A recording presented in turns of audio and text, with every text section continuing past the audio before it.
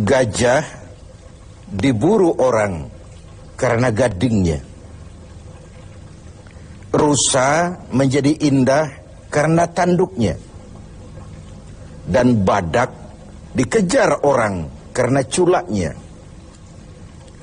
Gajah yang tak bergading, rusa yang tak bertanduk, bahkan badak yang tak bercula, segera kehilangan keindahannya. Demikian kalau ini kita pindahkan kepada nilai-nilai keimanan. Orang yang beriman dikenal karena ia punya ciri, punya tanda. Apa tandanya? Al-Anfal ayat 2 dan 3 menjelaskan itu. Innamal mu'minun, sesungguhnya yang benar-benar dinamakan orang beriman itu, siapa mereka? Pertama, alladzina idza dzukirallahu wajilat qulubuhum. Apabila disebut nama Allah, bergetar hatinya. Nama Allah sanggup menggugah jiwanya. Bagaimana ini bisa terjadi? Dalam hidup Allah memberikan satu hati kepada kita. Di hati yang cuma satu itu terkumpul sejuta rasa. Apa yang paling mengambil tempat terbesar di hati kita, itulah yang kalau disebut hati akan bergetar. Jadi kalau hati sepenuhnya sebagian besar diisi harta, di sebagian besar diisi pangkat dan jawatan, sebagian besar diisi dengan segala macam yang lain, itu yang akan membuat dia bergetar. Orang-orang yang beriman, sebagian besar hatinya diisi oleh Allah. Nama Allah sanggup menggugah jiwanya, menggetarkan hatinya. Dari sini timbul sikap etika otonom. Sekarang ini pun ditekan orang. Hei, kamu korupsi ya? Biar aja. Orang kan tahu, nggak apa-apa. Tuhan kan tahu, biarin. Tuhan tahu nggak ribut. Tapi kalau orang tahu, 3 orang saja ribut sudah geger. Tuhan nggak ribut katanya. Bagaimana mau menggetarkan hati seperti itu? Orang yang beriman, sebagian besar hatinya diisi Allah. Sehingga kalau disebut nama Allah, bergetar, dan pada gilirannya sanggup menggetarkan hati orang lain. Bukankah pada satu saat ketika Rasul sedang tidur, datang orang kafir bernama Da'sur menghunus pedang. Muhammad, kalau saya tebas batang lehermu, siapa yang akan menolongmu sekarang? Dengan tenang dan tegar Rasul menjawab, Allah yang akan menolong saya. Mendengar kalimat Allah, Da'sur gemetar. Pedang jatuh, diambil oleh Rasul. Kalau sekarang saya balikan pedang ini ke lehermu, siapa yang akan menolongmu, Da'sur? Tidak ada ya Rasul, kecuali kalau kau mau memaafkan saya. Diberikan pedang itu oleh Rasul. Jangan ulangi lagi perbuatanmu. 2 sisi dari cerita pendek ini. Pertama, bagaimana mudahnya Rasul memaafkan orang yang nyata-nyata mau menghabisi jiwanya. Yang kedua, kalimat Allah ketika diucapkan oleh Rasul yang batinnya bersih, menggetarkan Da'sur, menggetarkan hati orang lain. Yang kedua, wa idza tuliyat alaihim ayatuhu zadathum imana. Orang beriman itu kalau dibacakan kepada mereka ayat-ayat Allah, bertambah keimanannya. Apa ayat Allah itu? Tanda-tanda Allah. Ada berapa ayat Allah? Ada 2. Pertama, ayat yang terucap oleh Allah, biasa kita sebut wahyu. Yang kedua, ayat yang tercipta oleh Allah, alam semesta jagat raya ini. Adapun orang-orang yang beriman melihat ayat Allah yang tercipta, membaca ayat Allah yang terucap, semakin bertambah imannya. Dia berdiri di tepi pantai, bukan main lautan luas terhampar biru membentang, ombak menghempas diri ke tepian. Kalau laut saja begini hebat, apalagi yang bikin laut. Allahu Akbar. Dia tidak memuji laut, tapi dia memuji yang bikin itu laut. Bukan main gunung menjulang tinggi, menunjang angkasa. Kalau laut, gunung saja begini hebat, apalagi yang bikin itu gunung. Bukan main otak manusia. Dengan kemajuan ilmu dan teknologi, nyaris tidak ada yang rahasia lagi dalam kehidupan ini. Kalau otak saja begitu hebat, apalagi yang bikin otak. Dia tidak memuji otak, dia memuji yang bikin otak. Apapun yang dia saksikan, dia kembali kepada Rabbana ma khalaqta hadza batila. Tuhan, tidak satupun yang engkau ciptakan ini dengan sia-sia. Baik ayat Allah yang tercipta, alam semesta jagat raya, baik ayat yang terucap, wahyu ini. Keduanya kalau dibacakan semakin menambah keimanannya. Kita pandai baca ayat yang terucap oleh Allah. Sering kita khatam Quran, tapi kita kurang pandai membaca ayat yang tercipta oleh Allah. Bumi ini ayat Allah, baca. Mengandung gas, minyak, batu bara. Pakai apa membaca ayat Allah di bumi? Pakai ilmu geologi. Angkasa luar ayat Allah, baca. Bagaimana membaca angkasa luar? Pakai ilmu astronomi.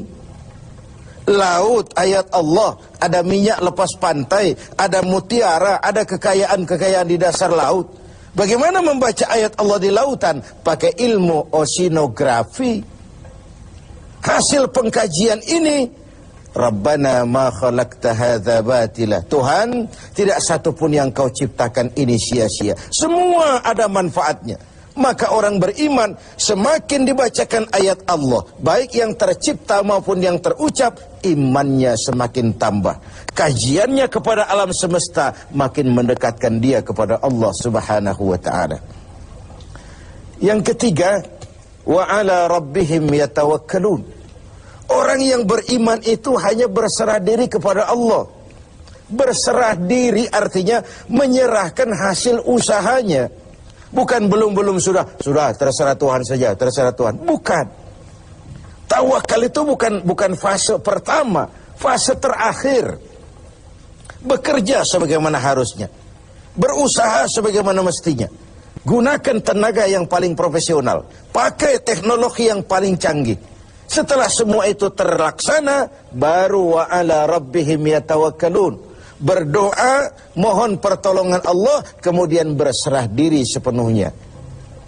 Kalau dia berhasil, dia tidak lupa diri. Kalau dia gagal, dia tidak putus asa. Bukan lalu kita jadi apatis. Bukan lalu kita belum apa-apa sudah terserah Tuhan. Tidak. Wa ala rabbihim yatawakkalun, menyerahkan segala hasil usahanya kepada Allah Subhanahu wa ta'ala. Dari situ dia husnuzon, baik sangka kepada Allah. Kalau gagal, cuma tertunda. Kalau berhasil, tidak lupa daratan. Dan husnuzon ini penting, sebab kalau tidak, buruk sangka saja kita. Saya akan sholatnya rajin, kok rezeki seret bener sih. Saya akan puasanya nggak bocor-bocor, tapi mau lebaran kok nggak dapat THR sih. Ada seorang petani, selesai bekerja di ladang, tidur, istirahat di bawah pohon beringin. Di sebelah pohon beringin ada pohon semangka. Sambil menerawang berpikir si petani, Tuhan kok tidak adil. Masa beringin pohonnya besar, buahnya kecil. Ini semangka pohonnya kecil, buahnya besar. Tidak adil ini. Tuhan bukan arsitek ulung. Mestinya supaya enak dilihat, beringin pohonnya besar, buahnya sebesar buah semangka. Semangka yang pohonnya kecil, buahnya sekecil buah beringin saja. Tidak adil Tuhan ini. Baru dia selesai berpikir Tuhan tidak adil itu, jatuh sebutir buah beringin tepat menimpa hidungnya. Dia terkejut. Astagfirullahaladzim. Kalau begitu Tuhan benar-benar adil. Coba kalau buah beringin sebesar semangka barusan jatuh nimpa hidung saya, kayak apa potongan saya sekarang? Ayo kita jujur. Dalam hidup kan kita sering begitu. 1 menit yang lalu dia masih berkata Tuhan tidak adil. 1 menit kemudian dia sudah berkata Tuhan benar-benar adil. Ini perlunya baik sangka kepada Allah Subhanahu wa ta'ala. Dan disitulah perlunya tawakal itu. Yang keempat, alladzina yuqimuna shalah. Orang beriman itu mendirikan solat. Selalu kata-kata solat bergandeng dengan aqimis solat. Dirikan, bukan kerjakan. Saya ingin berkata maaf, banyak di antara kita yang sudah mengerjakan solat, tapi belum mendirikan solat. Sebab mendirikan solat artinya mengerjakan solat dengan benar, cukup syarat rukunnya. Selesai solat, ajaran solat diterjemahkan dalam kehidupan. Ada kontinuitas, ada kesinambungan. Kalau sekedar mengerjakan saja, ya selesai pekerjaan, selesai. Habis solat, maksiat lagi. Habis sholat, sombongnya jalan terus. Habis sholat, pelitnya nggak pernah hilang. Beda dengan mendirikan. Ketika takbir, pada posisi berdiri, arahkan pandanganmu ke tempat sujud. Ini filosofinya apa? Kau kalau sudah di atas, ingat dengan yang di bawah. Kau sudah kaya, ingat sama yang miskin. Kau sudah berkuasa, lindungi yang rakyat jelata. Kau sudah jadi orang alim, bimbing yang awam. Solat, berdiri, arahkan pandangan ke tempat sujud. Ini mendirikan, bukan sekedar mengerjakan. Orang yang beriman punya sandaran vertikal. Ini yang penting. Punya sandaran vertikal kepada Allah saja. Kalau kita bersandar ke tiang, tiangnya runtuh, rubuh, kita jatuh. Kita bersandar kepada orang kaya, dia jatuh miskin, kita selesai. Bersandar kita kepada jenderal, dia pensiun, kita tamat.